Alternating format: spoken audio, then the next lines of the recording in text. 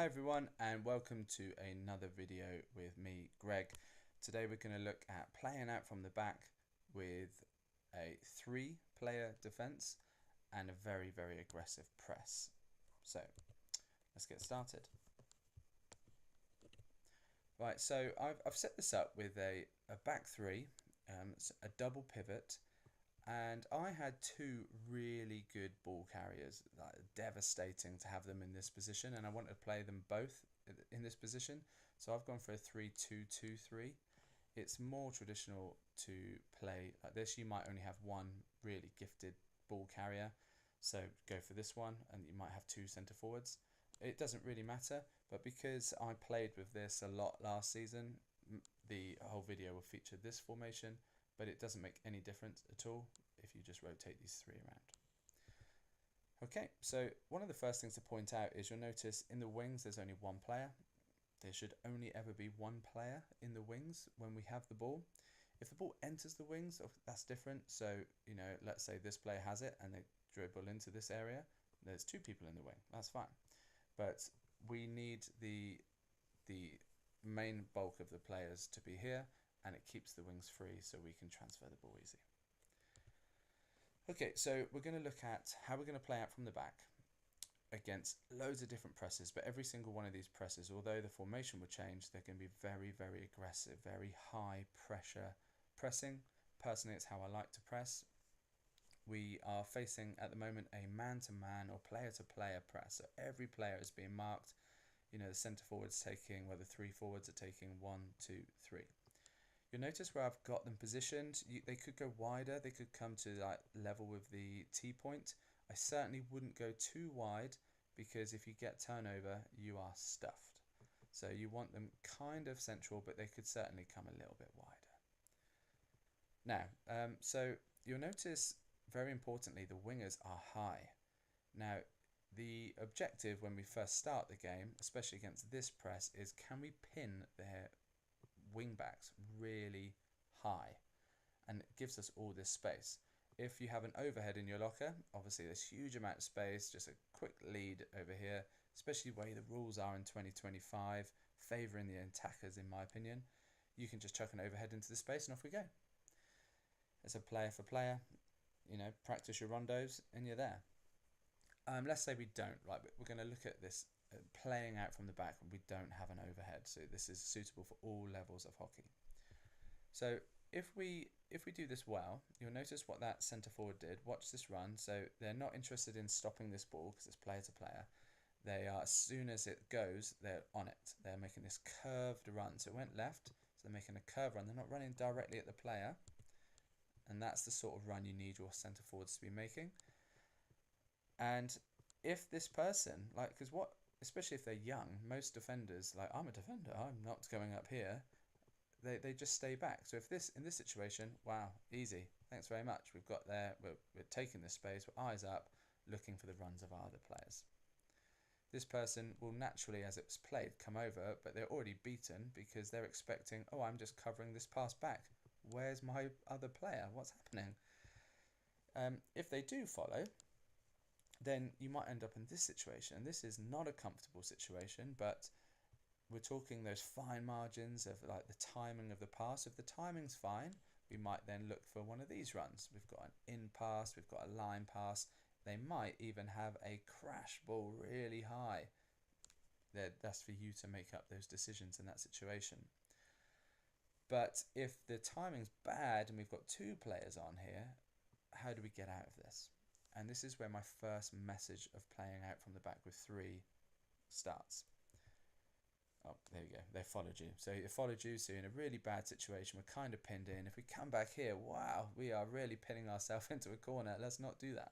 But here we go. Oh, they've come over as well. And you notice the winger come over from the help side. Okay, so we're helping out. But here we go. Here's the move. Promoting your centre backs. Please encourage this in your centre backs. If they promote, look what's just happened. We've got 2v1. We've got someone covering a pass back, so they're not really going to intercept, and they're not going to see it because you're running behind them. We've got this player focused on this player here, putting pressure on. So we have a 2v1. Much easier. But you might be thinking, well, hang on a minute, this is a bit risky. And yes, it is. But the other CDM, the other double pivot player, as soon as they see that promotion, they have to drop. So we end up in this situation, which is fine. We're not too worried about this player because we are aiming to go down this left-hand channel. And that's only happened because our timing's wrong. If our timing's better, we get out of this really easy. But we're looking at those situations which will happen. Timing will be off. Players won't see runs at the right time. We'll get pinned in. Promoting a centre-back will get you out. So the next time, we're still going to pin them high, but they're going to learn from it after hopefully one go. So they're just going to be a bit deeper. So watch what happens. Same aggressive curved run. Go for the same option. This player is now player marked, and this player can come over, and this defender doesn't have to worry about promoting. So how do we get out of this? Well, you might have an easy pass if the timing's right. That might be. It might not happen. So by promoting this player, will the centre forward follow? That's the question you're asking. If the centre forward follows, can you time it right so you get a pass in here? If your CDM, your double pivots, hold the middle, keep these players away so you have that space to promote, it's a great option. If they do, you've got to remember the other double pivot, the other CDM, you have to drop. Like, if you don't, we're going to be screwed. We've got a back three, or you could even say a back four. The other winger, it's not gone on your side. It's coming in. So you might have dropped at the same time. It went left, so you come in, you just invert. So you are helping us in the middle. Okay, then it gives options for these sorts of runs. So if we promoted this player, timings didn't work out, then the other players, these players now have to react. So a run wide, because the ball is wide, we can have more players in the wing, that's fine. Again, it's timings, can we get the ball out? Okay, so we're going to change the press to a 6, and you'll notice we're playing out with 5, they're pressing with 6. We cannot go forward unless you can chuck an overhead. If you can chuck an overhead, yeah, happy with this. We're not threatened. Have as many players in the press as you want. We're going to just chuck it over that 1 or 2 lines of you, no problem. But let's say we don't have it, so we're going to have to drop. You always want to have 1 extra player in your build out, so that now building out with 7 versus 6. These guys, wow, great. There's only 3 of them. We can chill. They might do this. Then we have a little bit more of a problem if they do this. But please then learn to overhead, because then you've got a 3 versus 2. Most teams won't do this because of that risk of, wow, we are outnumbered at the back, just through fear. All right, so they probably won't do it. So you probably end up in this situation.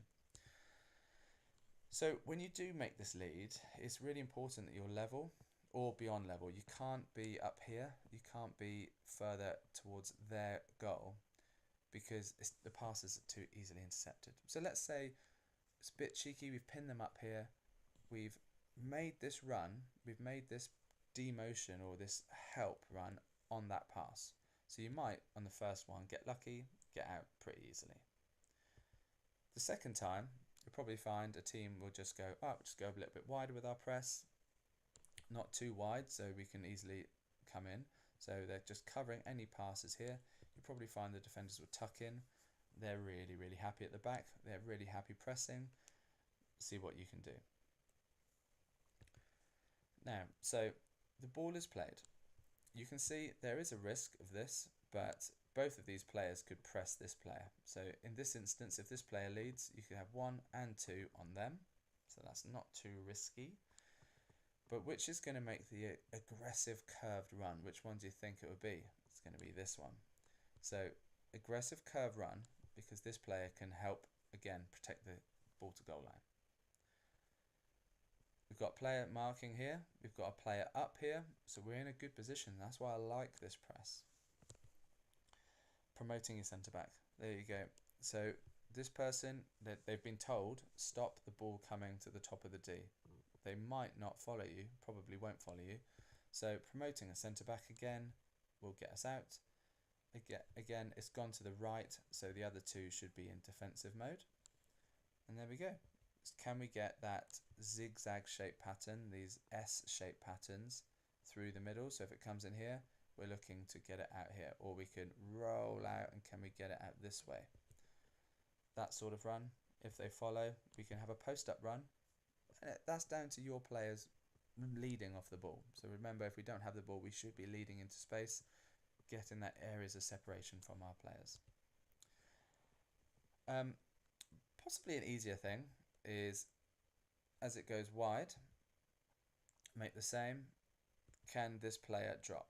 If this player drops, then this player is going to be on you as quick as you can, but if they drop, it's what can our other players do? So we're going to cover, and making that run, like having the confidence that your teammates are going to cover you with those three, and as you play, let's see if we can do it again. So as we play that ball out, straight away this player is going to be focused on you, on the ball, and this player, can we lead?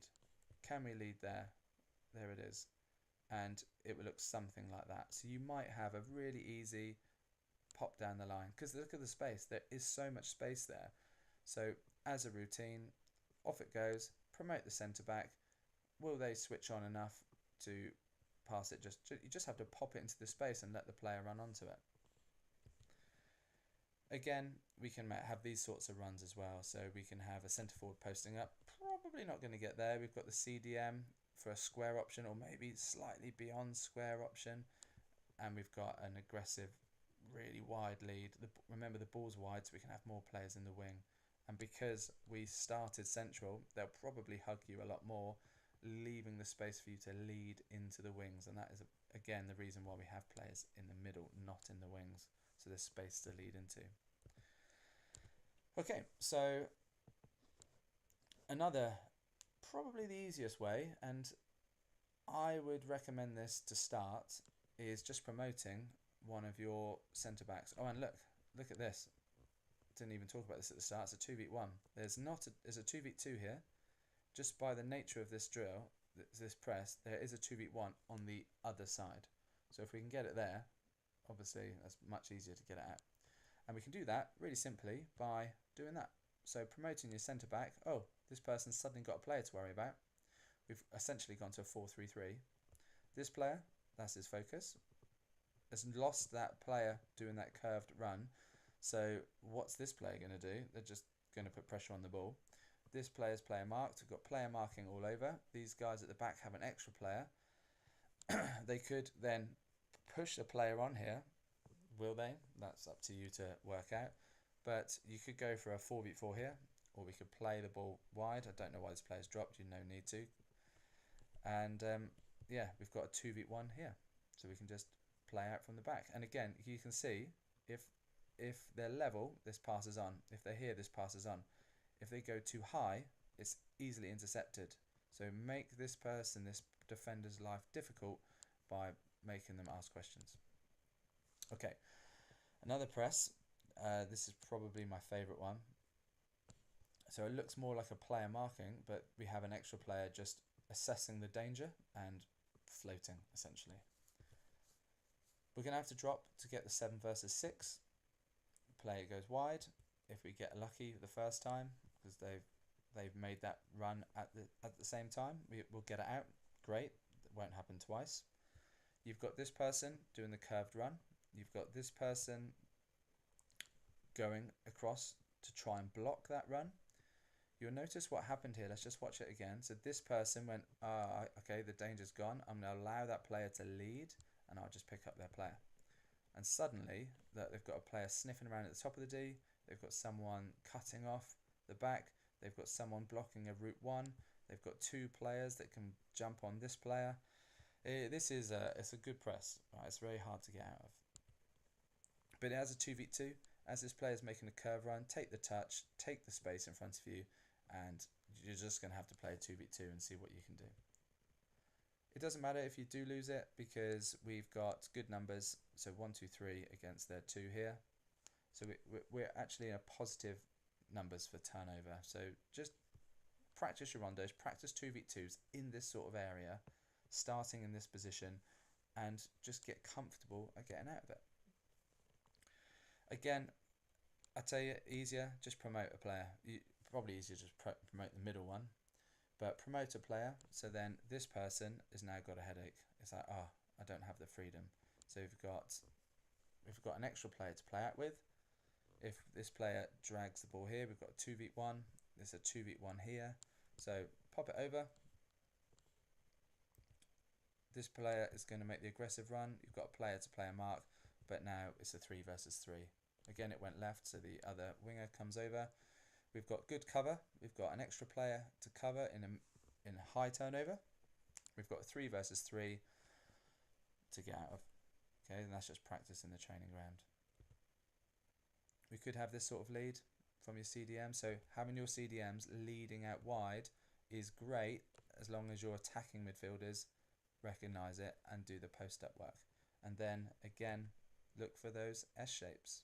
Okay, there it is, those S shapes, those zigzag, Z shapes, whatever you want to call them. Looks more like an S to me. But can we get the ball in? Can we get it central? Can we get it high? Okay, so number one, start promoting your centre backs. Number two, the message is make sure you have an extra player in the build out. And I would recommend promoting a centre back early to go into a back four when you've got those really 6-player presses. It's much easier to do and it stops them having the freedom. Alright, so that's the end. Hope you guys enjoy it. Please do leave any comments and I hope it goes well if you choose to adopt it.